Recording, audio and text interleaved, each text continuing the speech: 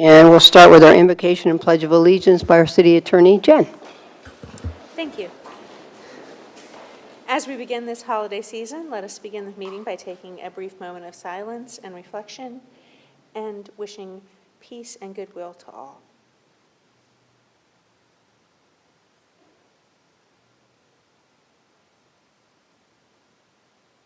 Amen. Amen.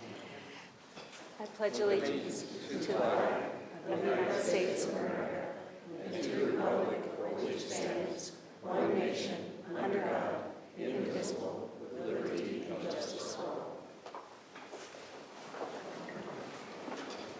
Okay, before we start with our presentations, I did want to say that our city manager, Jennifer Bramley, is probably there by now to see her family for the holidays. She'll be back next week. And so we have Jorge Quintas, our deputy city manager, filling in.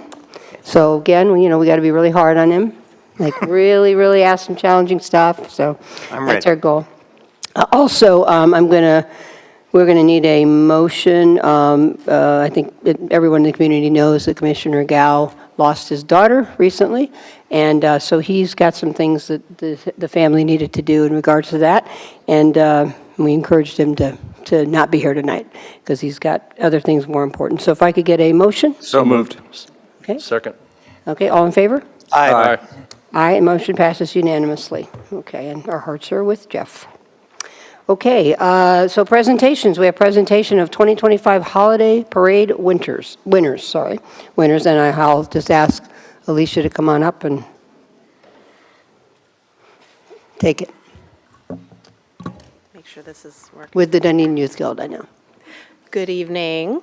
My name is Alicia Castricone. I'm the program coordinator for the Parks and Recreation Department, and this is Susan Wilson, part of the Youth Guild, who assisted us with the parade. So I'm going to start with my presentation. Thank you for allowing me to come and give the report of the 2025 Holiday Parade. On December 13th, the Parks and Recreation Department hosted the Holiday Parade and Old Fashioned Christmas event.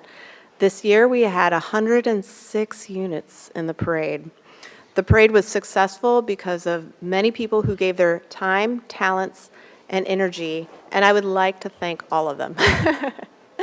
So our co-sponsor is the Dunedin Youth Guild, and I appreciate not only their time for helping us organize it, but for volunteering and the planning, and obviously their hard work the day of the event. And they will also be sponsoring 2 of our winners, so I'm excited about that. The Holiday Parade Committee is not just me. It takes more people to do such a big event like that. So Stephanie Kinsinger, who is the head lifeguard at the Highlander Pool, is also my co-chair and my sidekick and the person I cry on. So she is just a very valuable member of this committee. Tina Ward also assisted this year with the VIP setting that up and getting them out onto the road, and it was just a beautiful day, so she was very helpful with that. Additional City of Dunedin staff is going to be the rest of our Parks and Recreation team, our special events team, which is Jory Peterson and Danielle Edwards, our public services team, facilities and traffic, sheriff's department, our fire department, communications, and Randy Knott for making the children smile. I have many volunteers I'd also like to thank, especially for our VIPs. We had vehicles that were in. So Fitzgerald Hyundai, they came in and helped us out with a couple of really nice Genesis. Russell Emanuelson, Cheryl Horms, Randy Ringer, the Beachaholics Jeep Group, and the Pinellas County Jeep Group, as well as the Clearwater Jolly Trolley. The Dunedin Youth Guild has participated in the holiday parade for many, many years. I would like to now turn the presentation over to Miss Susan Wilson, and together we will talk about all of the winners for each category. Okay, well, the Youth Guild has actually started the parade. I don't know if all of you are aware of that, but they did long ago, and then it became such an event that we could no longer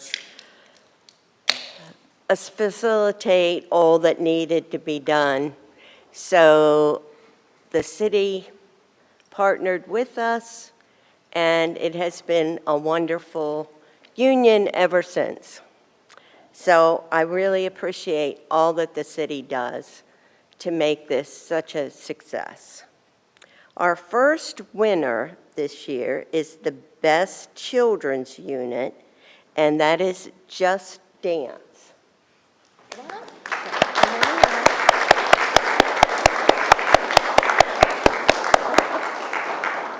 And you're here to accept this award? Okay. Would you like to? Do say a few words. That's awesome. and This is one wave. of our dancers from the parade. Okay. Thank you so much for picking us. Thank you so much for picking us. Well, here is that and a check for $100. Thank you so much. We've always loved being in your guys' parade. It's our favorite time of the year. So thank you. Thank you. Can we So we're going to get a picture as each, yeah. picture Absolutely. for all Yeah. of you? There's 3 winners, so we'll do 3 photos. One for everybody? At the end for everyone together? Oh, okay. Okay. Okay, We'll do we it can again. do that. Okay, all together, okay. And then, Our We communications were just guru kidding. rules. okay, and then the next one is the Best Children's Themed Unit, and that was Turbo Construction.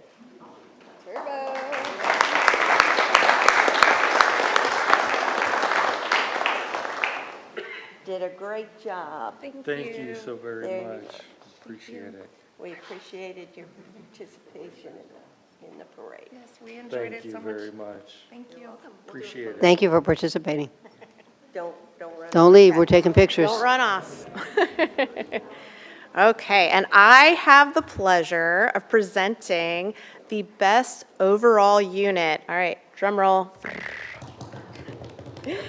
It is the Suncoast United Pipes and Drums. Come on Aha. up.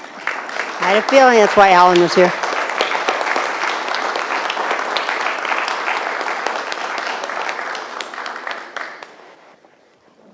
Thank you very much. We would just like to thank both the City of Dunedin and the Parade Committee. We're actually a band that's only 3 years old. We actually turned 3 on Saturday, and we're honored to receive this award in our own community. We're all members of Dunedin. We practice right here in Dunedin. And we're going to be actually at the St. Patrick's Day events at Pioneer Park on March 14th. So we hope you all come out and listen to us, and we hope to entertain you all. Thank you very much. Awesome, congratulations. Okay, now we're doing pictures, okay. Don't run away. All of the winners, come on up. Yep.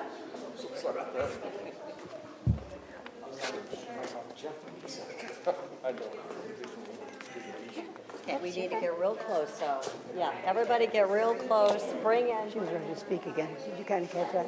Just headed to the mic.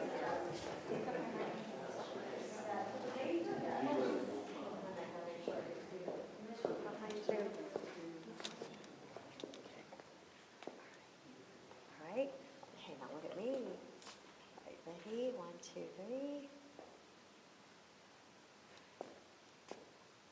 Okay, thank you. All right. Thank you. Great.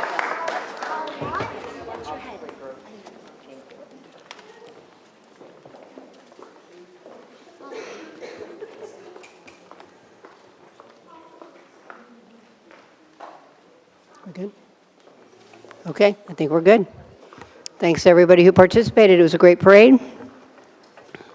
We threw a lot of candy out. I know that. They used to not give us enough candy. We're like, we're the commission. We cannot run out of candy. So we had lots of candy. You may have stolen some from the Chamber of Commerce. But it's a workout.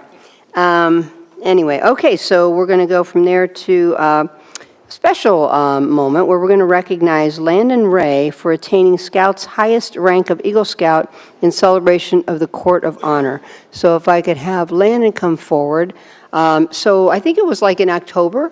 I got a really nice, and his mom's here if you wanted to move closer up, but that's up to you. I just want to recognize that. But anyway, I got a very handwritten envelope from Landon with a nicely printed invitation to be at his Eagle Scout event, and that was on, I think, November 15th. It was at the First Presbyterian Church, and I was just looking here. It says, I am proud to share that I have earned the rank of Eagle Scout and would be honored to invite you to attend my Eagle Scout Court of Honor. And of course, you helped me out here, Landon. You are in, Scout Troop 10 here in Dunedin. Yeah, that's correct. Right. And and honestly, when I got the handwritten envelope, it was like, oh yeah, I'm going to this. Absolutely have to go to this. And especially because it's such an honor for you to have gotten that, and I wanted to be part of it. And it was a great event. So I'd ask Landon if you could come forward and be recognized by our commission. And we do have a certificate for you. And then I think that each commissioner wants to say something to you, and then we'll let you say something in return. So. All right. This is a certificate of recognition presented to Landon Ray for achieving the Boy Scouts of America Troop Rank of Eagle Scout. The City of Dunedin is proud to acknowledge your outstanding accomplishment, and this is signed by myself as mayor and our city manager as well. So I'll hand that to you. So maybe what we'll do is, why don't you tell us a little bit about what it does take to be an Eagle Scout and why it was important for you, and then I'll let each commissioner say something. So Eagle Scout is the final rank in Boy Scouts. For those that don't know, there's like a rank system that just essentially goes on how much experience you have. And in order to get Eagle, it just kind of shows that you have completed most of the journey and absorbed as much as you can. And then one of the requirements is you have to do a service project to give back to the community. And so the service project that I did was for the American Legion Post 238 and Veterans of Foreign Wars Post 10,093. At the Safety Harbor Marina Veterans Memorial Park, I built, actually I don't want to say I built, but our troop built these 6 flagpoles flying a flag of each of our branches of the military. And then there was a cutout of a kneeling soldier in front of a soldier's cross to honor the fallen servicemen, servicewomen that are no longer with us. That's great. So I know you're going to college soon. Where are you going to go to college? No, ma'am, I'm not going to college. Okay, where are you? What's your next step? I'm currently, right now I'm working construction. I'm planning on joining the Marines. That's what it was. I knew there was something. I went to college, but it was actually better than that. It was the Marines, right? So that's pretty impressive. So, well, listen, I want to give my colleagues a chance to pipe in. So maybe we'll start with Vice Mayor. Thank you, Mayor. You know, that really resonates with me, enlisting in the Marine Corps. I had a career in the Navy, and you know, one of the remarkable things about that is that, yeah, and I served with probably some of the finest leaders, and there was very heavily weighted in terms of a common denominator, and a lot of them attained the rank of Eagle Scout. And you know, I have great admiration for what you've achieved, because you know what, you've already started on a path of just awesomeness. And so I do wish you the very best. Going into the Marine Corps is definitely going to change your life. And anyway, thank you so much for what you're doing. Good. Thank you. Commissioner Sandberg? You know, you've made an accomplishment that's civic leaders, business leaders, I believe even some United States presidents have had the chance to become an Eagle Scout. And the world needs more kids like you, more young men like you. So on behalf of this entire city commission, I want to say thank you and congratulations. Keep up the good work there, young man. Thanks. Thank you, sir. I appreciate that. Commissioner DeGard? Thank you, Mayor. The notable people that have become Eagle Scouts are people like Steven Spielberg and Gerald Ford, but I prefer Neil Armstrong. When you think of the future you might have in front of you and you put yourself in their shoes, literally the moon's the limit. Good luck to you. Thanks for what you do. Thank you. And I definitely want to, recognize Landon's mom. Maybe you want to stand up.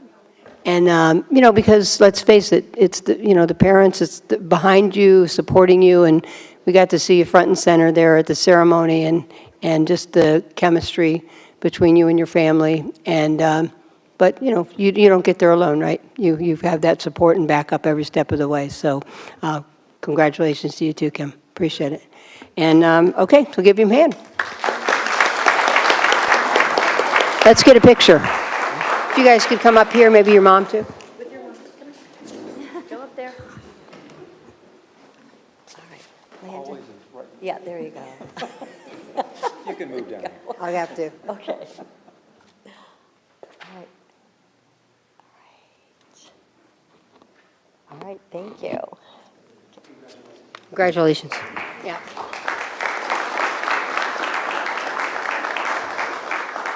So Sue, we just had somebody really tall and really short, so that was an interesting. Sorry. Okay. Yeah, I know, can't do that. All right. So we'll go to citizen input. Is there anyone in the audience that wishes to come forward to speak on an item that is not on the agenda? This would be the time. Okay. Name and address for the record, and Chair, jump out and get me? and 3 minutes. Yes. My name is Jim Calger. I live at 2092 Valley Drive, Dunedin. And I'd like to say it's good to see all of you. My issue with the ditch behind my house is continuing. And I filed a claim, and it was filed with the Davies Group. And I received a letter from them, and I'd like to take a moment to read it. Thank you for your cooperation in the investigation of the above referenced claim. All available evidence in this matter has been carefully reviewed.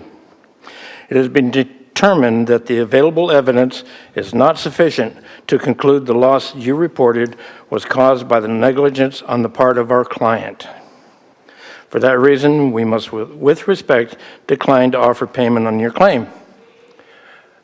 There's one phrase in this letter that, to me, says that this was not an impartial judgment. And that statement is on the part of our client, the city being the client. So I don't know where else to turn. So I'm not dropping the issue. I'm still having damage to my home. I'm still losing soil. There's a lot of erosion. I have an extensive amount of pictures, video, and the group that the city commissioned to come out and clean out the debris in the ditches around Dunedin, they haven't appeared at my residence yet. So myself and other residents on my street that border that ditch are still having severe issues, and I just wanted to bring that to your attention. So thank you for your time. Thank you, Jim. Thank you. Jorge, you have anything to add to that? Or? I mean, Michelle and Trevor are here. I mean, I know staff have gone out and they've looked at the situation. I believe there's some concerns also regarding roof gutters and where that might be directed. And so there may be some opportunity for staff to make some recommendations on how that might be able to be mitigated. So we'll continue to work on this. Okay. Well, one of the other issues is that the damaged gabions that are in the at the base of the ditch, at the bottom of the ditch, that's beginning to dam up because the debris is washing down in under that wire. So it's not going to be washing away. And there is standing water there, and it's about 1.5 feet, maybe 2 feet deep. Okay. So, Well, look, I think staff will continue to review it and see what we can do. There may be some things we can't, but appreciate you coming I forward. appreciate it, and I would appreciate it if you revisit the issue as to the claim. So, but that's all I can ask for. Okay. Thank you very much for Thank your you. time. And to Landon, congratulations, buddy. There's Yeah. nothing that you can't succeed at. Yeah. Impressive. Thank you. Okay, anyone else in the audience that wishes to come forward on an item that is not on the agenda? Okay, come on. Name and address for the record and 3 minutes. Hi, Ellen. Hi. As much as I'm so friendly and appreciate you so much, I'm always nervous when I get up here for this. But Okay. I will continue along. My name is Nancy Ellen Hale. I reside at 509 Ashley Drive in Dunedin. And tonight I'm here to speak about the freebie. This is resulting from a very detailed and clear synopsis at our chamber board meeting yesterday, given by Bob Ironsmith. It clearly outlined where we were, how we started, and how things have progressed, and we really appreciated that. I want to mention that the freebie was not so much a problem with the service provided, but really with the provider as we see it. Everything was limited with a lack of advertising, marketing, so that we could enable to offset the costs and logistics of running such a program. The absence of key personnel from the freebie attending meetings here in Dunedin didn't really convey a true interest in trying to change the direction. Example, the improvement on the on-demand portion, as they claim was so successful, it was also very confusing to a number of people trying to use it, including myself.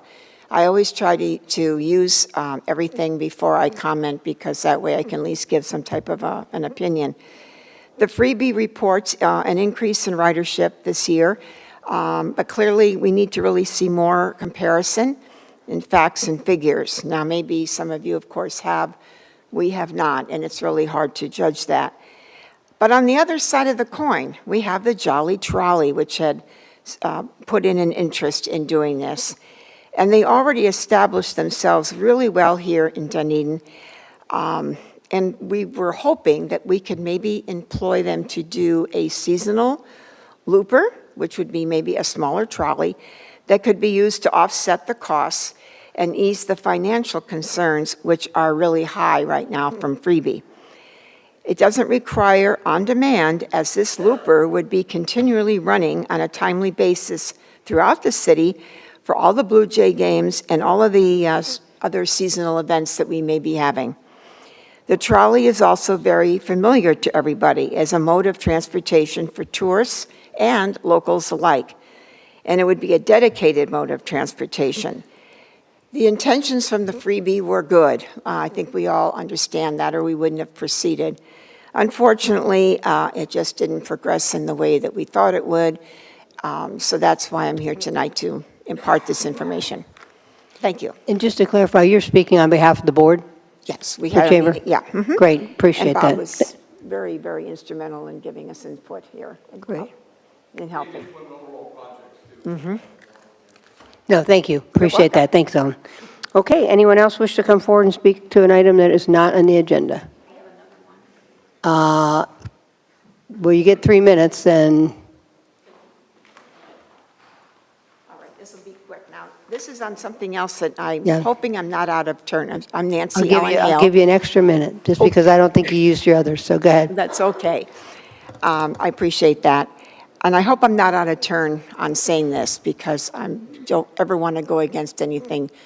But I do have to mention a situation that we are experiencing here in Dunedin with a certain business on Main Street that seems to be overstepping their bounds a little bit. And what I'm talking about is the skincare store that's located right across from Blur.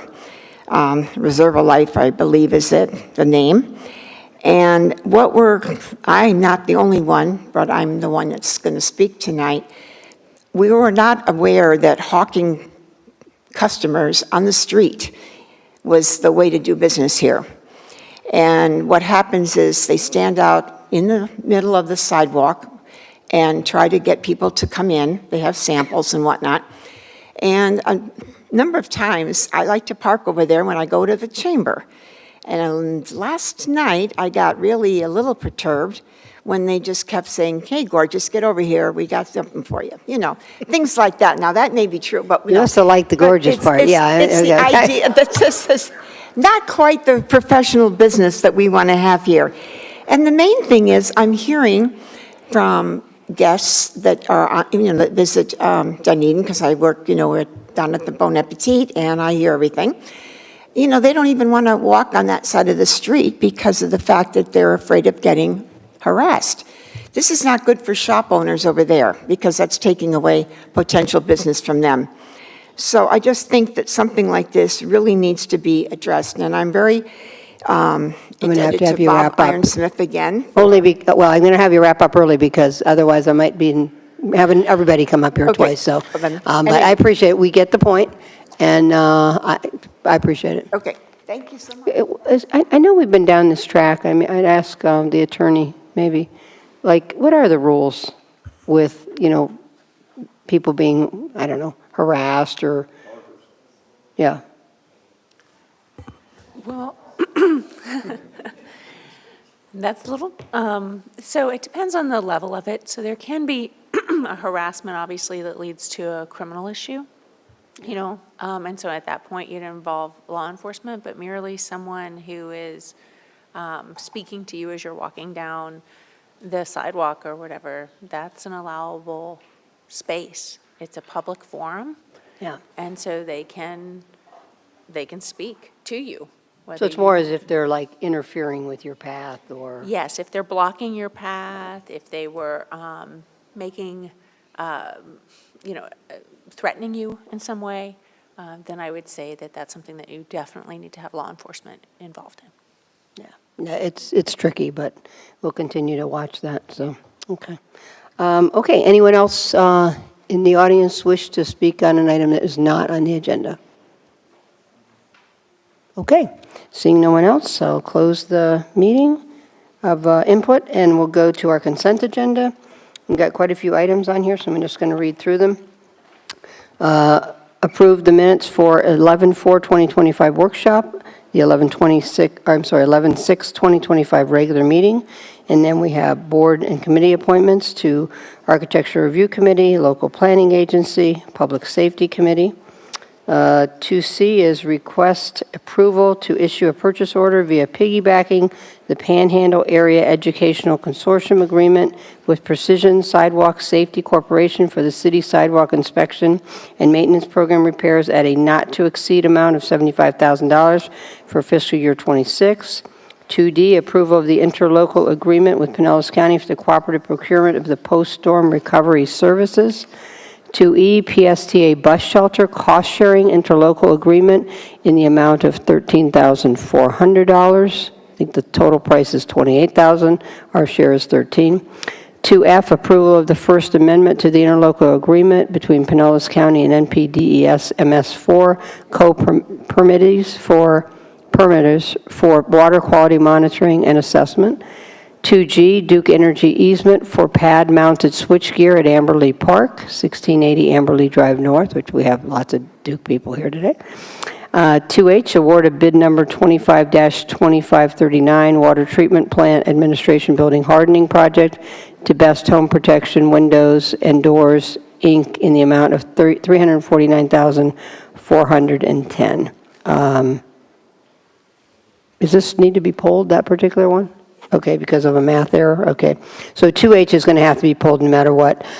So anyone else have any of those other items that they wish to pull and discuss further? 2C, and I've just got a quick question. Okay, so 2C, okay. Anyone else have anything they wish to have pulled? Okay, so with the exception of 2C and 2H, can I have a motion to approve the consent agenda? So moved. Second. Okay. Okay, all in favor? No, we need public comment. I'm sorry, yes. Is there any public comment on any of these items on the consent agenda? Okay, seeing no one, I will close public comment. And all in favor? Aye. Any opposed? Okay, motion passes unanimously. So let's go to 2C, which again is request for approval to issue a purchase order via piggybacking the Panhandle Area Educational Consortium Agreement with Precision Sidewalk Safety Corporation. So from there, so you have just a question? Or? Yeah, that's Okay. really just kind of clarification.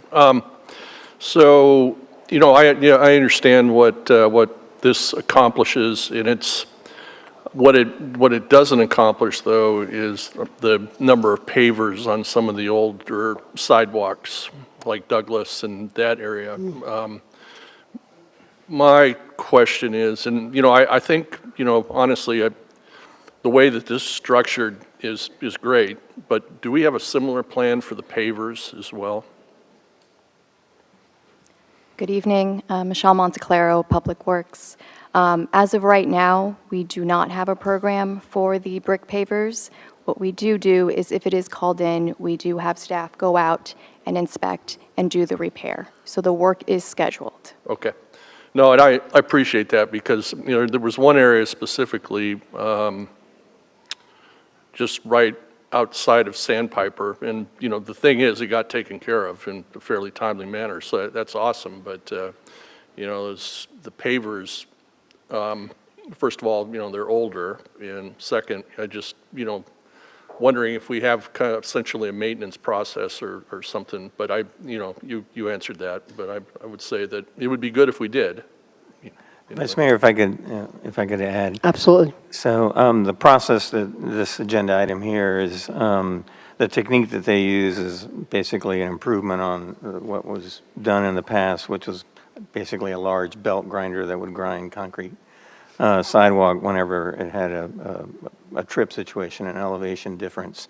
And so they would grind it down to try to mitigate that delta, that difference in the elevation that could potentially cause a tripping hazard. This process, instead of using like a belt grinder, it has these blades that actually shave the concrete down.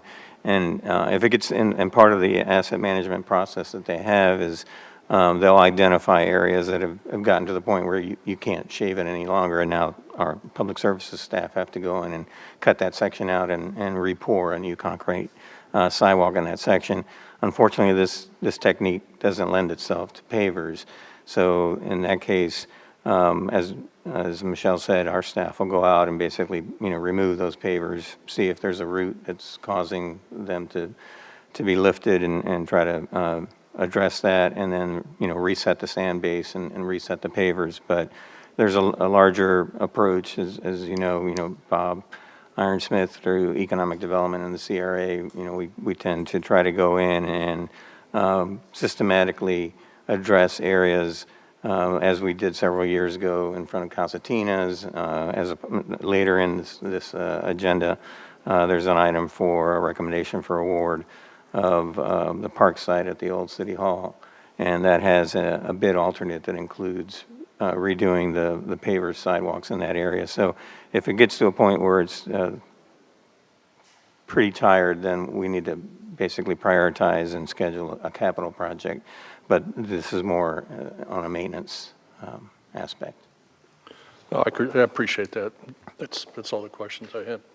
Any other questions on this one, Commissioner Sandberg? No, I've just, in looking at the mapping in our presentation, are those traditionally high pedestrian areas? How are those areas determined? Yeah, that's what we focused on at the beginning, was the high traffic walkability areas. We did start in like the older section of Dunedin and then slowly worked our way through, working through in grids. We started down around Bella Terrace subdivision, so that would be Citrus, Broadway, that area. We worked our way north through the years. We worked our way over to the Amberley subdivision, where that is a bigger neighborhood and there are a lot of walkers through that. Both sides of the streets have sidewalks. So, and then now we're systematically working through grids to cover each area. And then they point out the spots, and then you and your staff do the actual repair, or the? We give them the area to go to, and then they survey the area, and then as they progress through, they grind out any of the. They do the grinding, or we do the grinding? They do. They do. Good. That's all. Thanks, Trevor. Commissioner Descartes, any questions? Thank you, Mayor. I just want to be sure I understand. On the sidewalks, I understand that we inventory, take a look at them periodically, particularly in high-traffic areas. Is that the case? Mm-hmm. Okay. The pavers, are they inspected at any period of time, and then do we have a process for those repairs? Pavers are as needed. If a call comes in that we have been notified of an issue, we'll schedule the crew to go out and make that repair, So we're reactive on that? reactive on that. Okay. All right. Thank you. Appreciate that. That was going to be my question too, because I'm not sure in these traffic areas with the pavers that being reactive is good enough. If I may, Mayor, this is a great opportunity that I discussed with some of your colleagues during agenda review. So this program is funded by gas tax. And gas tax is also utilized to fund a third of our pavement preservation program. 2/3 is penny, and 1/3 is gas tax. So we would like to be all things to all people, but we've got limited funding and limited resources to address these matters. So the concern that we have at the staff level and finance is voiced it as well as with the advent of EVs, you know, they're not paying gas tax. So we're seeing a decline in the gas tax that the city collects and the county collects. Sorry. So I say that because when you visit with your colleagues in Tallahassee, at some point there needs to be an approach to address how those vehicles that basically are not paying into the fund to help maintain and protect our roadways and our infrastructure, in this case sidewalks. Over time, we're going to continue to see less revenue come in and less ability to be able to be as reactive and proactive on doing those inspections as opposed to being reactive. So the gas tax not only funds the work that we do, but also funds the positions that are utilized to address these type of situations. So I get that, but we're being proactive by selecting areas for sidewalks that need concrete. Are we being as proactive as to at least know where the problems are for pavers? Again, it's kind of on a complaint basis, but we do have the crews that work within the CRA that are constantly out, you know, maintaining those areas, and so they also will call that in. We don't just rely on citizens making a complaint about the sidewalks, but you know, hopefully between that and as we go through the budget process, we can try to identify, you know, capital projects where those sidewalks have been around for a while and it's time to do a new sidewalk project. As I mentioned, with whenever we have an adjacent city project, we try to see if we can incorporate the sidewalk replacement at that time, and so that's why we have a new paver bid alternate included in the park agenda item that you'll see later during the meeting. And we also require that of any development that's adjacent to those paver sidewalks in the downtown. When they come in and do a development, then we require as a part of that they replace that sidewalk and those pavers to kind of bring it up to speed. And as you may recall, the project that was done a year or so ago adjacent to Costantina's, we're actually using a different paver. And so the plan, and Bob can elaborate later when he comes up on another item, but the plan is to essentially replace all the pavers with that new style as opposed to what's been out for quite some time. Okay. Well, thank you. I mean, I just think that those are the used areas, and just want to make sure they're kept up. And I certainly know, Bob, you're all about that, trying to, when we need to replace them, and stuff's we don't want things to get too tired, especially when it comes to safety. So, okay, so I need a motion to approve that purchase order. So moved. Second. Okay. And do I have any public input on this item regarding Precision Sidewalk Safety Corporation sidewalk repair? Okay. Name and address for the record in 3 minutes. Jeremy? Jeremy Reynolds, 973 Cedarwood Avenue. I really hadn't planned to speak on this tonight, but it kind of hit close to home. My father-in-law is a disabled American veteran who is wheelchair-bound. Jorge and I have vastly disagreed for years over the use of asphalt in many places. However, I would much rather every single paver in the city be covered with asphalt, because you don't want to know what happens to disabled people in wheelchairs when they have to go over brick pavers. Beyond that, recent developments in law expose the city to additional liabilities because of lack of maintenance for those pavers, which you already are having less funding for.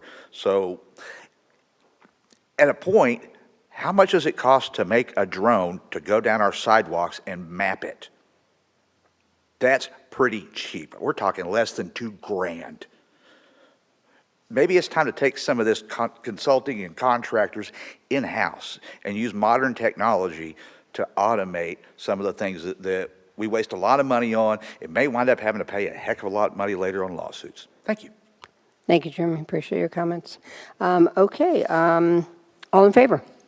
Aye. Aye. Any opposed? Motion passes unanimously.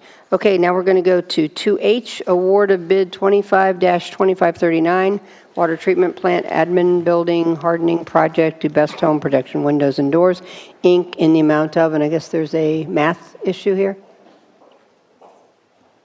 Yeah, yes, good Clay, evening, sorry. Mayor, Mayor, Vice Mayor, Commission, Clay Watkins, Utilities and Engineering. I have revised agenda memos and the purchasing memo that I need to hand to you first. Okay.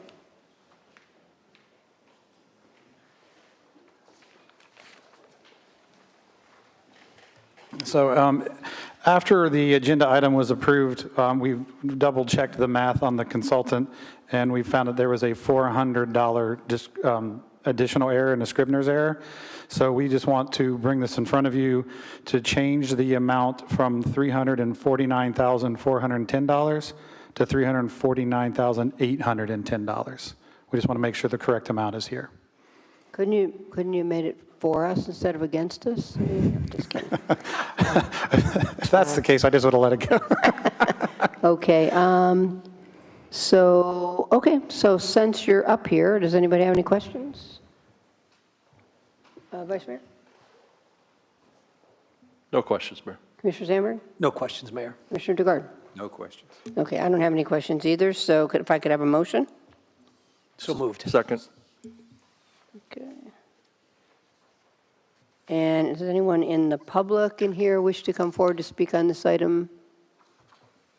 Okay, seeing no one. All in favor? Aye. Aye. Aye. Any opposed? Motion passes unanimously. Okay, so that gets us through consent agenda. So we're going to go to action items. I kept thinking that Deborah Kynes was here because she was getting voted on the LPA again, but no, she's here for this, all things history. Okay, second reading of ordinance -25-10, historic landmark designation of 558 Beltree Street. Jen, could you please read ordinance 25-10 by title only?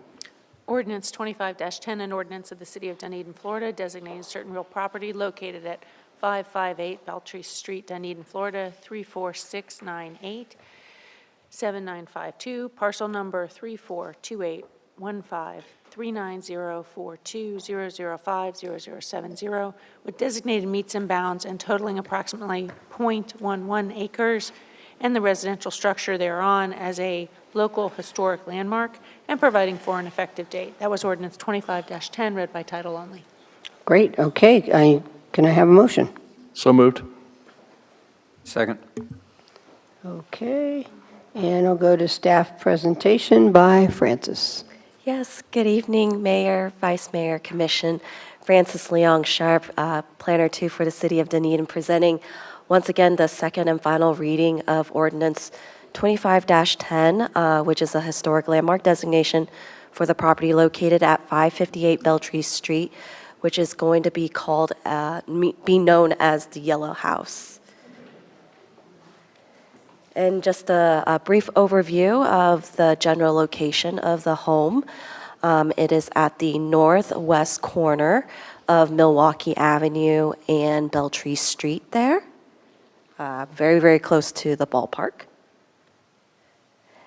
And in reviewing the criteria for designation, one of which is most significantly of the Craftsman Bungalow architectural style, which is prevalent in this area.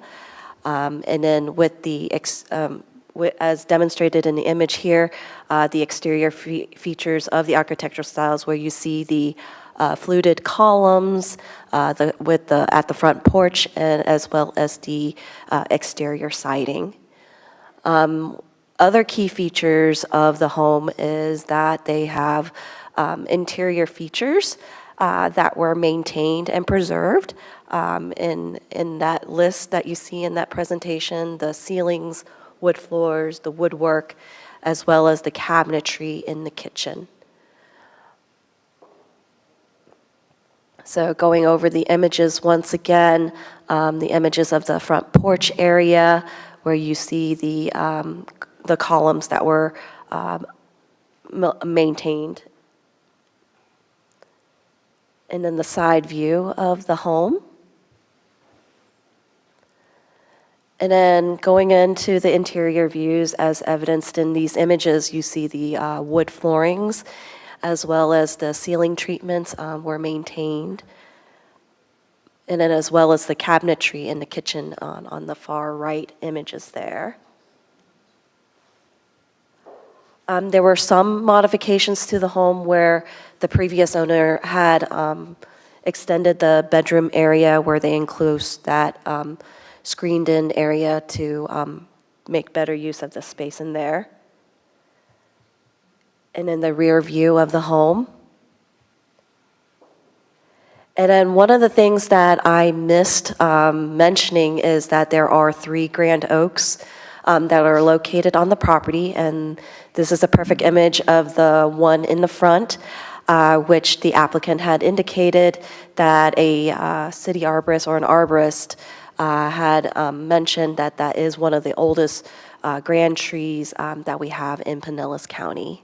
So I would like to provide an image and show that how beautiful the oak tree is. And once again, the Historic Preservation Advisory Committee did review the application on October 9th, and they did make a recommendation to approve the landmark designation. And then as City Commission, it was approved on first reading on November 20th with approval as well. And last but not least, that staff also finds the application to be consistent of the criteria to be designated as a local landmark. We do have our homeowner here as well, and we're available for any questions. Thank you. Okay, questions for Francis? I'll start with Commissioner DeGard. No questions, Mayor. Vice Mayor? No questions. Mr. Sandbergen? No questions, Mayor. I don't have any questions either. I will open it for public input. Anyone in the audience wish to come forward and speak on this issue? Okay, I'll close public input, and I will go to commission comments, starting with the maker of the motion, Vice Mayor. Thank you, Mayor. Yeah, I love this home, and I love the meticulous attention to detail that has gone into not only what's the interior design characteristics and the materials and everything associated with it, but the fact that it is so well documented. And the other thing is you know, I think it's really great when our community, first of all, recognizes the history behind our homes, number one, and number two, has a strong desire by participating in this program to preserve that element of it. You know, I was between meetings, and I have a book. You've all seen it. You get it at the History Museum, but it's called Dunedin.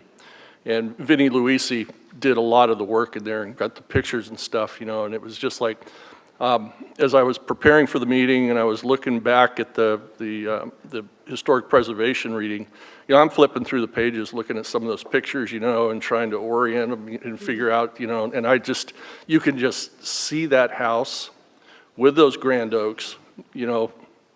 Probably the oaks weren't nearly as big in the late 1800s or the early 1900s, and but beautiful home. I applaud the owners in doing this, and just thank you. Great. Okay, seconder of the motion was Commissioner DeGard. This is one of the more delightful things we get to do. When we see a homeowner take such pride and care in being a part of a community, it just makes us feel good.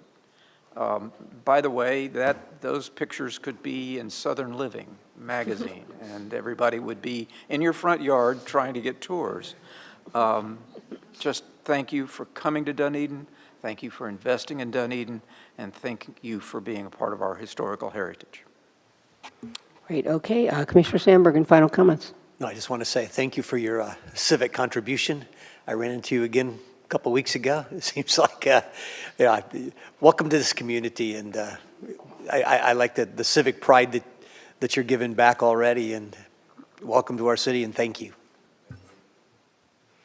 Okay, and I think everything's been said, but again, thank you. I mean, our history is so much of what makes Dunedin special, and so to see this investment in homes like yours, and just how much of your heart and soul you put into it, it just means everything, because that's kind of who we are. But it takes those people to want to invest in that and make a difference, so thank you.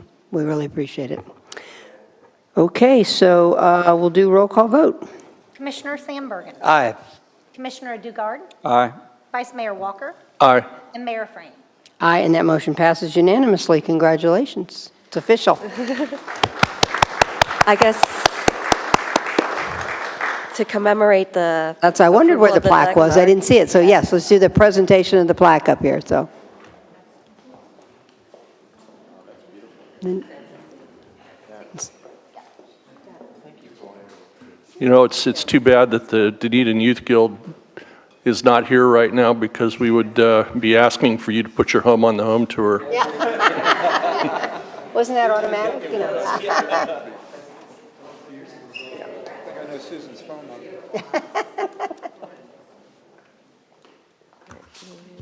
Yeah, tell us where to be, Sue. Let's see. Yes, perfect. You're getting good at this.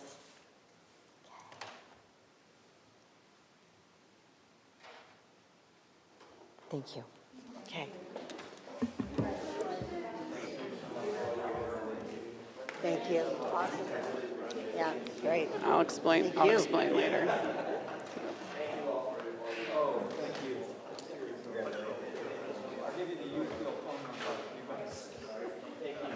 Did you want to make a couple comments officially? Now that you've got the plaque in your hand? Yeah. Can I say a couple things? Yeah. Thank all of you so much. I just feel so fortunate. My wife's not here. She went back to Connecticut, but she is equally involved in this. We're out there, and we planted these oleander bushes. I don't know if you ever go by there, but they're really starting to grow. And it seems to be like a little teeny part of continuing to make this a better community. It just feels so wonderful. And right around where we live, there's people stop. I'm not exaggerating. People stop every day, and they encourage, like they yell out the window, like, "It looks great. Keep it going." And now other people are just around are starting to do more than they did last year in terms of plants and Christmas trees and things lit up and everything. And everybody can do a little bit. I think it really makes a big difference. But I go to the Dunedin Community Center all the time, and I see those beautiful murals of Dunedin, 100 years ago. And I just feel we're so lucky to be just a little part of it and to protect that tree. That's so awesome. Thank you all so much, and have a very nice Christmas. To you and your wife. Thank you, John.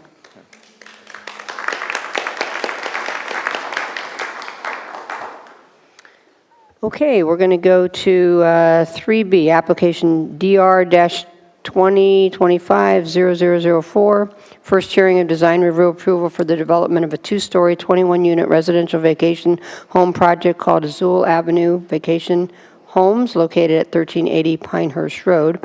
The applicant is actually requesting this item be continued to the January 8th, 2026 regularly scheduled 6 p.m. City Commission meeting being held at Dunedin City Hall. And so I would need a motion for continuance. So moved. Second. Okay, Commissioner Dugard, Vice Mayor. Okay, and so all in favor? Aye. Aye. Any opposed? Motion passed unanimously. Okay, we're going to go to 3C, award of bid ITB number 25-2534 for the Old City Hall Park site for the base bid of $486,258.25 and bid alternate $28,770.30 to Molly Contracting Corporation in the total amount of $515,028.55. And I will turn to our staff presentation. Bob? Certainly, Sure. Mayor and Commissioners, pleasure tonight. I have the Economic Development Team. I got Carolyn, I got Matt Jackson, our new team member in the back. This is for award bid for Maui. This is to continue with improving the old former City Hall, and we're excited about this project. If you remember a couple of years ago, we came to you with the downtown East End plan. This was part of the overall, was to get parking there, which the deal we did with Baycare, just to the east. Of course, City Hall, which got built. Skinner, which is moving along, and this was another part of that element was, let's go ahead and revamp it. Let's make this a respite area. Let's make this a place where it kind of helps activate the east end of town. We went out for bid, Maui, which has been well recognized, and engineering has a professional relationship with them. They've done work for us before. They're very well qualified. This includes tonight the awarded bid for the brick pavers that you see here, the Pergo. The bathrooms are going to be a separate item, continued to January 22nd. So this is strictly the first awarded bid. And the alternate is for brick sidewalks. I think Deputy City Manager Jorge mentioned it. This is along Main Street, okay, from Highland to Loudon. And as Jorge mentioned, we're going with a new style type brick instead of a key brick. We got a new what's called running bond, and that's what you see in front of Casatinas. That's what will also occur here. So we're excited to get this going. It's been a little bit long time in the wait, but this is really the start of it. So be happy to answer any questions that you might have relative to this revitalization of this area. Okay, so questions for staff. I think I started twice over here, so I'm going to start with Commissioner Dugard. No questions of staff. Thank you, Mayor. Okay, Vice Mayor. Just one, actually. So on the purchasing manager memo, what I'm not seeing is the other bidders. Did I miss that? Yeah, it was one other bidder that was in there. It is part of the, I believe, part of the package in here. The other one was quite a bit higher. The other one was quite a bit. And then there was one that just didn't qualify. So we had 3 bidders on this one. Vice Mayor, it's attachment C, the bid tabulation. Thanks, Jorge. Yeah, it's in there. Okay, I got it. Yeah, and I mean, the other thing was the references on Maui, they came back pretty darn good. Yeah, we checked they've done work for engineering in the past, and they've been very happy. It's a one minority-owned company, is my understanding. I know Clay is somewhere here in the audience, but yeah, we've been very happy with them. So we're excited, and we thought the price was really a good one. Yeah, well, I appreciate that. No further questions. Okay, Commissioner Sandbergen, questions? Did we end up with, is there any dog park, dog walk area? Not on this. You know, there was discussed when we had the deep, and of course at the time we had the Vince Gizzi, but this just didn't fit the characteristics for a dog park. It's too small.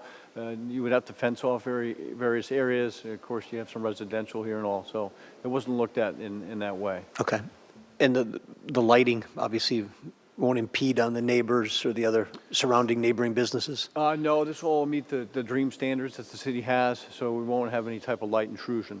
So, Okay. yeah, it'll be just downcast lighting, Okay. like in the Pergo there. Okay. And the last, in the bid, I noticed there's a pretty heavy cost for permitting. Because it's our project, our city project, is there any concessions or anything that can be made for the city to have to pay that kind of money? Unfortunately, we're not exempt from our own permitting requirements. There's a cheer going around the city for that, I'm sure, right now. Yeah. I know, right? That was all my questions. Thank you. Certainly. Okay, so I have a couple questions. So the bathroom placement, I know we're not deciding on that, but we are deciding where it's going to be. I mean, that's kind of, this is the, we speak now for our older piece. Sure. So could you or Jorge or just walk me through that we decided this truly is the best place, not just because the plumbing fixtures are already there, but, and I talked through this just because the way that we set up the A, B, and C streets downtown, we purposely wanted that whole Grant Street behind the old City Hall to feel like an extension of Main Street. So you'd like see through the park and you'd see, Hanu, and you'd see the new restaurant that hopefully is going to happen soon, but that it feels part of it. So again, I think we talked at one time about it maybe being farther out along Highland and not kind of blocking it, have more of a clear view. Can you walk through where we've come and we really feel good that this is still the right location? Certainly, I'll go ahead, and then Jorge can certainly add on.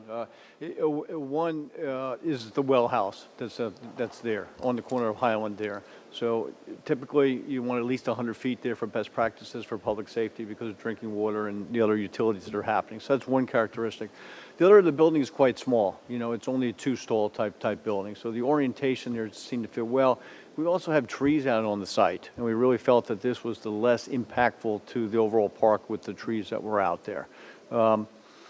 In addition, we just thought the orientation was pretty good. It's still going to be pretty open to Grand Street for the businesses that are in the back. You're still going to see a pretty clear vista. And frankly, how do I say this? Bathrooms can be a little bit of an activity engine. So people that go to bathrooms will also see some of the different businesses that are there on Grand Street. I know it sounds strange, right? But Yeah, I'm not going to respond to that, but yeah. It's kind of true. That's good. People search out restrooms, and we don't have anything on the east end. So we felt this was really something that was very needed. As far as the overall orientation, as far as just a very small building in that location, yes. There's some utilities already there. There's some cost savings. Is it huge? No. But that in line with the well house to be 100 feet away and taking into consideration the trees and all, I think we felt pretty good about it. But Jorge might have some additional comments there. Yes, Mayor, if I can elaborate a little bit. I think I shared this with some of your colleagues during the agenda review. Since then, we asked Clay and his staff to do some research. So the requirement for the 100-foot separation is actually related to new wells.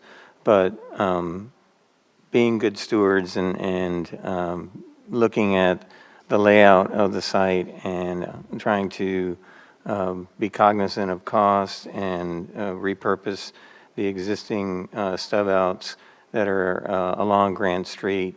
The other consideration that was looked at during the development of the site plan and the plan that you have before you today was we worked with then city arborist Craig Wilson, and if you recall, when the demolition occurred on the old City Hall site, we actually incurred some additional costs. We did what we like to define as delicate demolition in that we did not bring in very heavy equipment to do the demolition of the former City Hall structure because of the concern of the root system that had actually grown underneath the slab of the building. So the design of this layout that you see before you takes that into consideration. It utilizes the existing stub outs that our utility folks will actually connect to the building once that's considered in a future meeting, and if so approved for the restroom itself. But the thought also in having that separation from the well was if we did in fact place it, because it is an existing well and we didn't hold ourselves to the same standard that we would require of someone else that was building adjacent to a new well, was any trenching for utilities across the site, if we were to locate it elsewhere, would then potentially impact that same root system that we were trying to protect when we did the demolition of the site. So with all those things in consideration, that is how this site plan was developed and the placement of the proposed future restroom.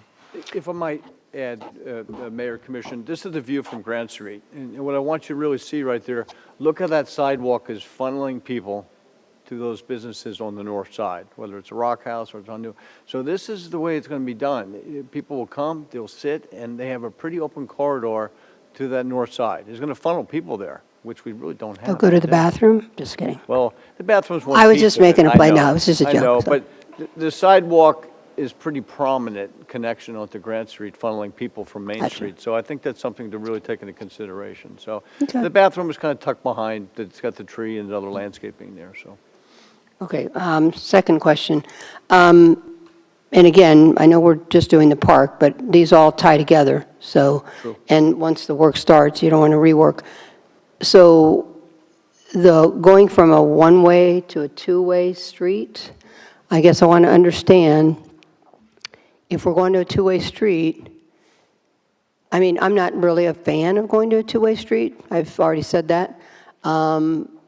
Because I think it's, a minimal impact when special events happen, but that's just my view. But if we're doing that and we feel like that's the best thing for traffic flow, have we considered that we have enough room for the lanes for two-way and then still have enough room for adequate parking? We're not hurting our parking or scrunching it up, and we also have room for pedestrians. So yes, we did look at, Clayton Watkins, Utilities and Engineering.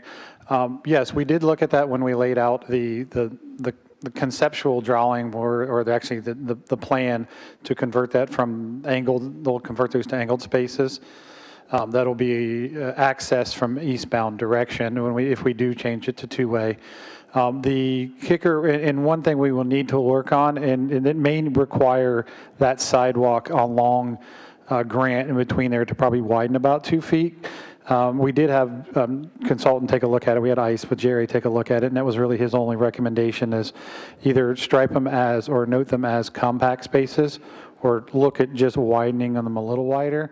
That way, if the car is sitting there and you've got the corner of a vehicle, that if they move up to the wheel stop, it might hang over by a foot or two. If you just widen that another foot or two, then you still have the adequate ADA space to walk. But you could put a full-size car there, and it's Yes. not going to impede into Yes. the roadway. Correct. Okay. Because I'll see, there's trucks that park over there and they're hanging it, but that's not going to be an issue.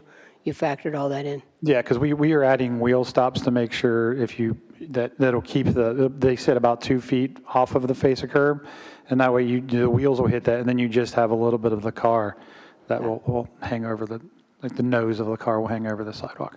I mean, there's areas that I think are great for just golf cart parking, but I don't think this is one of those. I think we need that parking, and it needs to be.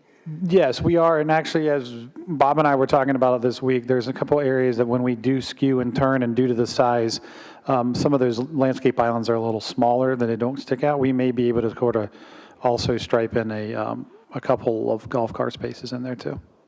And we're hoping that, excuse me, Clay, we're hoping perhaps with the contingency money that's there, if the project goes well, that we can use to do what Clay mentioned, is make that sidewalk 2 feet wider, so that we'll go ahead and handle a regular-sized car. And as Clay mentioned, it might be one area, one spot that would be a golf cart, just because it can't fit a regular car in there. But we're hoping for the project to go smooth and be able to use those dollars to do that. But you guys have thought that all out as to how that relates to the park being Yeah, done. So that there's not Bob and I have had a lot of rework. conversations on this. Oh, okay, all right, okay. I'm just making sure, because I don't, Okay, that's good. My last question isn't necessarily a question.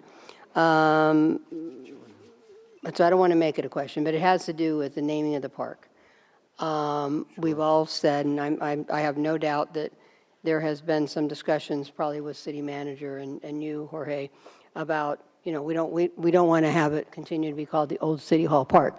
It needs a name. I'll take it. And so I'm just bringing it up because I know that you guys are working on some options behind the scenes, and I just think the sooner it kind of works its way to all of us for discussion and decision, it would be a good thing. Absolutely. Bob, can you add to City that? manager and Jorge kind of directed me to talk to Vinnie Luisi at the Historical Society Museum to kind of get some background. And one of the things is, years ago, all Main Street was known as Oak Street. It had all those grand oaks, some of those you saw up with the other one for the historical. And of course, on this site is that beautiful grand oak, and we really feel it should reflect this historical significance of Oak Street. So we feel as staff, Grand Oak Park is something that we can. We did look at other names. We did talk to Vinny. He had mentioned just you could do it on a personnel basis. You could do it as a municipal park. We thought really the one that had the most cachet and tied in historically was Grand Oak Park. So that was a staff recommendation that Jorge, Jennifer, myself, and frankly, other staff all commented too, that this was a good fitting for it, is Grand Oak Park. So Mayor, if I and may. provide that to you tonight. No, and I just think it's good if we kind of bring, those kind of options forward so we can make a decision, because the Sure. longer it's out there, and, I've heard from, several different people about, naming it for somebody, but to me, I've had quite a few, and I don't want to get into that competing interest kind of thing, but Yeah. that's a tough call, but I thought we should probably Yeah, if I vet that could- out and get Yeah, it. if I could elaborate on that, actually, while Bob was reaching out to Vinnie Louisi at the History Museum, Phyllis Gorshey, our library director, and if you recall, the old City Hall building was originally the library. So, she reminded us also that, Oak Street was the original name of Main Street, and obviously, some of those oaks were removed. And so here we have a site that has one of those remaining oaks, and it certainly is a grand oak, and we've gone to great measures to try to protect it and ensure that it continues for many years to come, even with this development on this site for the park. And so that was the staff discussion internally, was we felt Grand Oak Park was a nod to the name of the street, as well as, I think it's a nod to the ladies who tried to save the Grand Oaks down the street, and the men tricked them. They went home, and the men, when they went home, the women went home, they cut the trees down. And that's a true story, true story. That is all true. We have some. That is all true. Yeah, we have some photographs that can reflect that too. The other thing is. So nothing personal, guys. I mean, it's just, so. I but didn't still. live here. I don't even think I was alive. But It is true, though. The other thing that staff took, and Jorge mentioned it, we were afraid to touch that slab because we didn't want to do any damage to that tree because it's such a beautiful tree. And I as agree. Jorge said, we put some pretty strong stanchions to keep that tree in play. And so it just makes sense in our mind for Grand Oak Park, but that's a commission consideration. But I think it Okay, ties in yeah, I well. just thought if everybody agrees that we should probably bring that forward and get it done, so we're not just keeping calling it Old City Hall Park. So if we're good with that? Okay. So, you guys can talk about when the best time to bring that forward is, but sooner rather than later. Okay, so. if you'd like, Mayor, since we're deferring the restroom component, this next agenda item, to the 22nd of January, if you'd like, we could wrap it I into mean, that. if you're ready, sure. If you're ready, if you feel like you got things vetted, that's great. Yeah, no, we spoke with Vinny. We got a few names from him and of course Okay. staff. So no, we certainly can. Yeah, and I know, Jennifer's been involved too, so, okay, great. So, yeah, if you're ready, bring it. That'd be great, if everybody's in agreement with that. Okay. Okay, I am going to, let's see, open public input on this item. If anybody in the audience wishes to come forward and speak to the issue. Okay, seeing no one, I will close public input, and I will ask for a motion. So moved. Second. Okay, and so I will go to final comments, starting with the maker of the motion, Commissioner Sandbergen. Nothing to add, Mayor. Okay, Vice Mayor, final comments? Just quick question. What's the timeline for completion? I'm hoping to get them started late January. Yeah, typically take a little time to mobilize. I'm hoping late January. We have, I did speak with Hanu a little bit. There will be a little staging area on Grand Street. A couple parking spaces will go away, kind of like what we did in front of Cosentina's. But, I'm hoping late January to get them going. Yeah, I'm very excited about this. Let's get started. Let's get it Agreed. done. Thank you. Agreed. Final comments, Commissioner DeGard. I'm just pleased this is moving along. Thanks for all the hard work. You're welcome, and please note, too, we'll bring back on the 22nd the bathroom item and the names. If there is a consideration to go forward with the bathrooms, there's an 8-month lead time to get that delivered, so just so you know. Sounds good. And also, I'd like to elaborate, Bob did reach out to the firm. They've agreed to honor the pricing through the end of February, but anything past that, there'll be a price escalation. Thank Okay, you. that works Thank for you. us, because we want it Absolutely. sooner rather than later, so that's great. I don't have any final comments, but thank you. I think people are going to be applauding when we get this thing going. I think it's going to be great, though, and so excited about it. Okay, all in favor? Aye. Aye. Aye. Aye. Any opposed? Motion passes unanimously. Okay. We're going to go to 3D, award piggyback agreement for the Old City Hall Park restroom facility to Public Restroom Company in the amount of $454,679. Staff is recommending, as has been indicated, this item be continued to the January 22nd, 2026 regularly scheduled 6 p.m. City Commission meeting being held at Dunedin City Hall. So could I have a motion to continue? So moved. Second. Okay. Okay, and all in favor? Aye. Aye. Any opposed? Motion passes unanimously. Thank you, Bob. Thank you very much for all your hard work. Okay, oh, you're staying for this next one, aren't you? Okay. There you go, okay. So this next one is 3E, first written amendment to the agreement with KCI Construction Services LLC, doing business as KCI Communications Infrastructure for bid number 25-2515, Skinner Boulevard Electrical Improvements for undergrounding, previously awarded on August 7, 2025, in the amount of $172,992.25 under the agenda. Item number 2C, there is no cost associated with this amendment. This is to add the required newly adopted state statute language for substantial completion. So I will turn to Clay for staff presentation. Yes, good evening, Mayor, Vice Mayor, Commission. Clayton Watkins, Utilities and Engineering. Item 3E is, again, the first amendment to the agreement with KCA for the electrical undergrounding for the commercial services along Skinner Boulevard.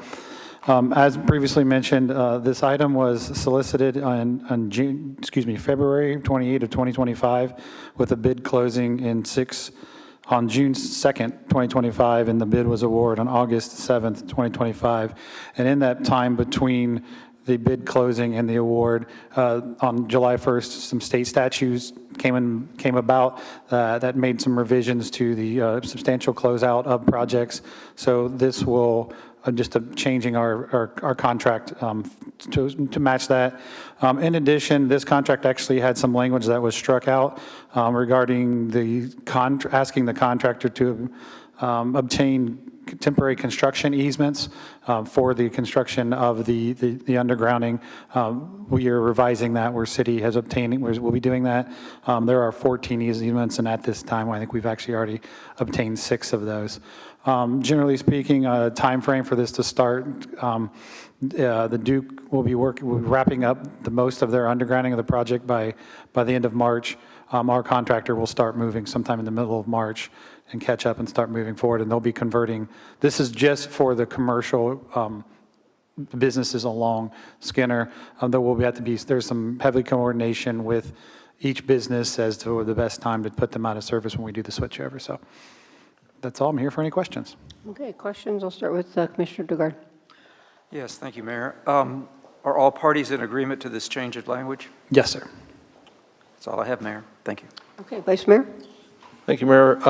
Yeah, this is just really state regulatory language that's new and, just needs to be added to. Correct. And I forgot to mention, everything moving forward has been changed. There's just this item and the one behind it that we have to make the update to.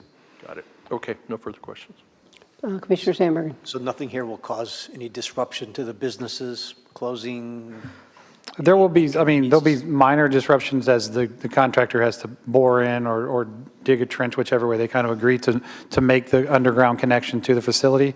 But then as we move forward, and we've had several conversations with Duke and our contractor, they will pick a time because you have to turn off the power. They'll pick a time that best suits the business, and then they'll do the conversion at that time. Any necessary road closures since that just got This open? should not, this work should not. Okay. Not saying anything about the Duke undergrounding or the other projects that are going on, but this one should not. Okay, that's all I had, Mayor. Okay, I don't have any other questions. I will open it for public input. Anyone in the audience wish to come forward and speak on this item? Seeing no one, I will close public input, and I will ask for a motion. So moved. Second. Okay, and we'll go to final comments, starting with maker of the motion, Commissioner Dugard. Endorse the project. I have no comments other than that. Okay, Vice Mayor? Yep, no further comments. Commissioner Sandberg? Nothing to add, Mayor. And I don't have any either, so all in favor? Aye. Aye. Any opposed? Motion passed unanimously.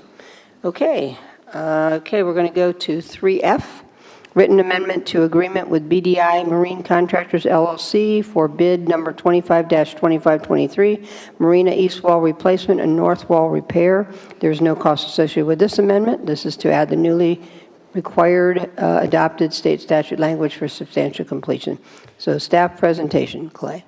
Good evening, Clayton Watkins, Some pretty Utilities similar Engineering. comments, so go ahead. Yes. So again, this is the First Amendment to the agreement with BDI Contractors LLC regarding the north to the marina bulkhead repair. Scenario where this bid was done in May, it was awarded in July, and as stated before, the new state statute language took effect in July 25. So this is just the written agreement to that, so. Okay, so questions for Clay. Start with Vice Mayor. Thank you, Mayor. Related to this agenda item, I don't have any additional questions. Thank you. I figured there'd be other questions. Commissioner Sandbergen? No additional questions, Mayor. Commissioner DeGarde? No additional questions, thank you, Mayor. I don't either. I will open it to public input. Anyone in the audience wish to come forward and speak on this item? Seeing no one rushing forward, I will close public input. Okay, and I would like a motion. So moved. Second. Okay. Okay, so commission comments, starting with maker of the motion, Commissioner Sandbergen. Nope, supportive of whatever it takes to continue that keep it going down there. Thanks. Okay. Vice Mayor? Yeah, I'd like to echo that comment. We need to keep on track with this. So, thank you. Okay, Commissioner DeGarde, final comments? No comments, thank you, Mayor. Okay, and I'll just tag on, keep it moving. Yes. I was just at a downtown business, and they're telling me it's never going to get done on time, and I said, no, I'm told it's getting done on time, so. They have a contract end date, so. Okay, good. Okay, so all in favor? Aye. Aye. Aye, any opposed? Motion passed unanimously. Thank you, Clay. Thank you. Thank you. Okay, we are going to go now to, hold on a minute, let me get this back. Yes, I just want to get back to my agenda here. Long since went to sleep here. Okay, so proposed agenda for January 8th, 2026 commission meeting. Are there any additions or deletions? In addition, Mayor, Yes. awarded bid 25-2540 Marina Fishing Pier Replacement to On Point Contracting Company, LLC, of Spring Hill, Florida, in the amount of $1,742,991.45, and that is an action item. Okay. You need a motion to put that on the agenda? Yeah, you're right. So Okay. moved. Well, actually, no, I think we can just add it and then do Add the it. whole motion together. But is there something else, like, we're continued from tonight, the design from, Zool. To the 22nd, I believe that other one was. oh, to the 22nd. Okay, so we don't have it, and then we have to say anything, we don't really have to say anything about the naming issue with the bathroom coming back, or is that the 22nd as well? Okay, gotcha. Okay, so we're good. Okay, so and if there's no other deletions or additions, can I get a motion? Just real quick, Yes, go ahead. So we were continuing the Azul vacation to the 8th, right? Okay, and it's not reflected on here yet, though, at least what I'm looking at, which may not be. No, you're right. That's That what- is correct, so we would need to add. Okay, that's the one I was, okay. Good catch. Okay, Yes, all right, Yeah, good catch, because, okay. good. Great, thank you. Okay, so we got that one. Okay, so we're good then? Think we got everything? Okay, so motion to approve December 18th agenda with those two additions. I'm sorry, Mayor, I actually thought of something as well. Okay. We have on there the only thing we were doing was changing a few of the rules, and so that needs to come back as a resolution. Should that be on the 8th or the 22nd? That it was just a comment from the December 4th meeting. There were some minor changes we were going to do. They're minor, whatever date you all prefer. We can add it to the 8th, It's a thin agenda. pardon me? It's a very thin agenda, even Yeah, with Azul. absolutely. Yeah, let's Okay. do that. Let's get that done, because it should be an easy one, so. Okay, So that's rules and procedures resolution. right. Mhm. So going once, going twice. So moved. Okay. Seconded. Okay, all in favor? Aye. And any opposed? Okay, motion passes unanimously. Okay, proposed agenda for the January 6, 2026 Commission Workshop. And so we've got a couple things here going on. Move Live Local Act from presentation to workshop item. Okay, wait, that is a workshop item, right? It was just listed under presentations, and we're moving it to the bulk of the workshops. Okay, but either way, let's just, what is on the agenda? Just go through what's going to be on the agenda for the workshop. Oh, hold on one second. So on January 6th, currently, the presentation on Live Local Act, we're asking to move that from a presentation to a workshop item. Oh, okay, I see what you're doing. Yes, ma'am. So that Okay, would so be. that's not, yeah, that's not. Yeah, a two item rather than a one item. And then we've got business survey action plan. Mhm. We are asking to move the Golf Club Advisory Committee discussion to the February 3rd workshop Okay, and add local property tax campaign. yeah, that's a good idea. Okay, but the business survey act, so basically, we're going to be Live Local Act presentation is actually going to be part of the workshop items. And then the business survey will still be on there. Yes. And the local property tax campaigns will That be is on there. correct. So those three things will be on there. That is correct. Yes. Okay, all right, gotcha. Okay, all right. Do we need to take do I have a motion? So moved. Second. You just have it as an informational item right now. But technically, the rules haven't changed yet. They haven't, so don't we have to approve them? Okay. Okay, so a motion to approve. So moved. Second. Okay, all in favor? Aye. Aye. Okay, great. Thank you. Thank you for that. Okay, we are going to go to commission discussion and comments. So I'll start with Vice Mayor. Well, we had a pretty busy weekend last weekend.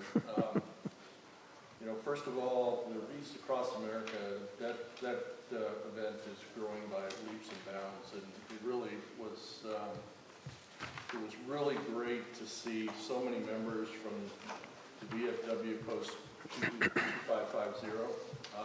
You know, it was really awesome. And then, of course, we capped the day off with the holiday parade, and you know, this year was just different. It was different in such a glorious way because you know, as we're going down the parade route, you could just feel the energy and the joy of everybody who was there. You know, it was just awesome.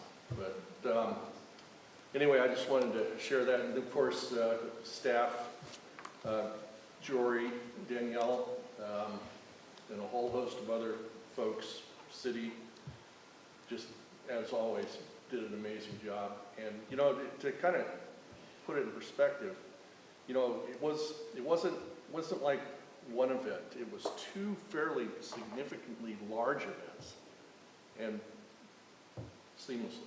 So anyway, I thought that was awesome. So. That's great. Commissioner Sandberg? Yeah, just something similar to that. You went through all that and your mic wasn't on? That was a good one, too. Yeah. Okay, well. Steve, you've got to cover everything. Reiterate, yeah. No, you know, it was funny because someone made a comment about, you know, the size of our parade, and I can't remember the exact words, but, you know, and I sort of reminded that person that it's a community parade. It's for the residents. It's for the kids. You know, it's nowhere. It's not the Macy's, you know, parade. It's not. But doggone it, it's Dunedin. It's come a long way since the days when the guy would ride around his unicycle and folks would just walk their dog or pull their dogs in a wagon. I mean, it's real, and I agree with what Vice Mayor said. That it was something special, and it was an event, and we can all be very, very proud of that. Thank you, Mayor. Yeah, Commissioner DeGard. Thank you, Mayor. This time last year, as I recall, I was still in something of a campaign stupor. Yeah. And it seemed like one event ran into the next event, which ran into the next event. And by the way, it did. This year, I got to enjoy it. This year, I could catch my breath, see the community in their fullest glory. We've got some of the best party goers I've ever met. And that's a good thing. That's a good thing. But we had churches, we had, bagpipes. To have missed that parade, you don't want to miss it ever again, is what I'll say to the citizenry. But this is a glorious time of year. I want to thank the staff for all the hard work they put in. It's amazing how on the next day you would have never known that parade and all the candy got thrown out of the Jolly Trolley by the commissioners, and it doesn't show. That's a miracle of effort. So to Parks and Rec, hats off. I know you're looking forward to the Christmas holidays. I appreciate that a lot, and I wish happy holidays to all the citizenry and our staff. Thank you, Mayor. Well, I'll stay on the same theme. I mean, between the tree lighting, Wreaths Across America, the parade, our old-fashioned Christmas celebration, which of course has real snow. Well, maybe not real snow, but Anyway, and I'll add Dunedin Youth Guild as a big part of the parade as well. But yeah, our staff's amazing. Jory and Danielle, but there's just a whole troop of our employees that are out there. And I always say, like, you can always tell our employees because they care. They don't just work hard, they care. And they put that extra emphasis into it, and that means a lot. And the good thing is I really think our citizens get that. They really know that. So I did want to say one other thing, that on Tuesday night, we had the Hanukkah celebration. And it was the third year in a row that the Shabbat of Pinellas County chose Dunedin. And I think we'll continue to choose us because they feel very welcome.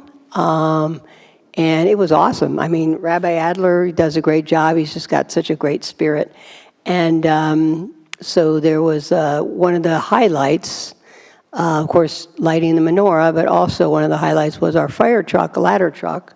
Literally, well, these guys were all here. We're all there. So literally, they lifted the ladder truck into the sky and over Pioneer Park and threw candy out, which is tradition with the kids. And of course, the kids are totally into it. And but you couldn't you just had to sit there and say that's Dunedin. I mean, it makes it special.